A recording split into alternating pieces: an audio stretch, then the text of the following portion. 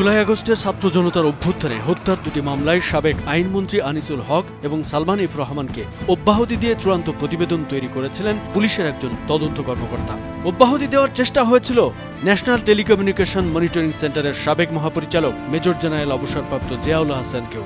তবে আদালতে ওঠার আগেই বিষয়টি ধরা পড়ায় সব ভেস্তে গেছে। নতুন করে শুরু হয়েছে তদন্ত, এমন খবরই উঠে এসেছে দেশের প্রথম সারির একটি গণমাধ্যমে। আনিসুল হক এবং সালমানকে বাঁচাতে কি নীল নকশা সাজানো হয়েছিল, আসুন জানা যাক।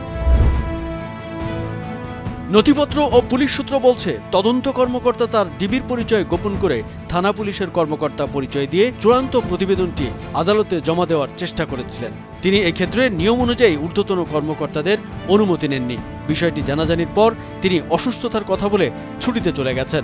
আনিসুল হক ও সালমানকে অব্যাহতি দেওয়া হয়েছিল সবুজ মিয়া ও মোহাম্মদ শাহজাহান মিয়া হত্যা মামলায়। বৈষম্য বিরোধী ছাত্র আন্দোলনের সময় 16 জুলাই ঢাকার নিউ মার্কেট এলাকায় সবুজকে মারধর করে ও শাহজাহানকে গুলি করে হত্যা করা হয়। ঘটনার পরদিন নিউ মার্কেট থানায় আনিসুল ও সালমানকে আসামি করে মামলা করা হয়। 16 আগস্ট গ্রেপ্তার করা হয় সেনাবাহিনী থেকে অব্যাহতি পাওয়া মেজর জেনারেল জিয়াকে। মামলা দুটির তদন্ত করেছিলেন ঢাকা মহানগর পুলিশের গোয়েন্দা বিভাগের রমনার পরিদর্শক মোহাম্মদ জাহাঙ্গীর আলম।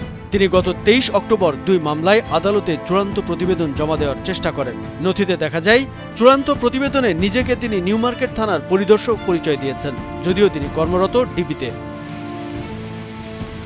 সংবাদ মাধ্যম প্রথম আলোর অনুসন্ধানে পাওয়া তথ্য অনুযায়ী মামলা দুটির চূড়ান্ত প্রতিবেদন আদালতে জমা দেওয়ার চেষ্টার আগে তদন্ত কর্মকর্তা জাহাঙ্গীর আরিফ সাক্ষ্য স্মারকলিপিতে ডিবির ঊর্ধ্বতন কর্মকর্তাদের সই নেননি।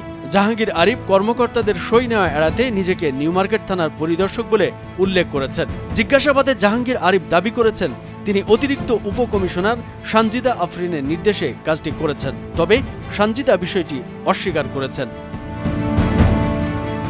আনিসুল ও সালমানকে অব্যাহতির চেষ্টার ঘটনাটি জানার পরই জড়িতদের বিরুদ্ধে ব্যবস্থা নিতে কর্তৃপক্ষকে সুপারিশ করেছেন ডিবির দায়িত্বপ্রাপ্ত ডিএমপির অতিরিক্ত কমিশনার রেজাউল করিম মল্লিক। অন্যদিকে মামলাটি তদন্তের দায়িত্ব দেওয়া হয়েছে ডিবির রমনা অঞ্চলের পরিদর্শক মোহাম্মদ মনিরুল ইসলামকে।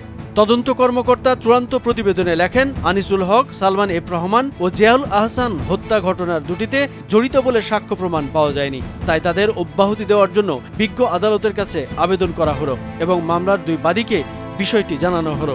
পুলিশ ও আদালত সংশ্লিষ্ট সূত্র জানিয়েছে, আনিসুল হকের বিরুদ্ধে হত্যা মামলা সহ মোট মামলা হয়েছে 55টি। সালমান এফ রহমানের বিরুদ্ধে মামলা হয়েছে 48টি। তারা এখন কারাগারে রয়েছে। কামরুজ্জামান আরিফ, ভোরের কাগজ।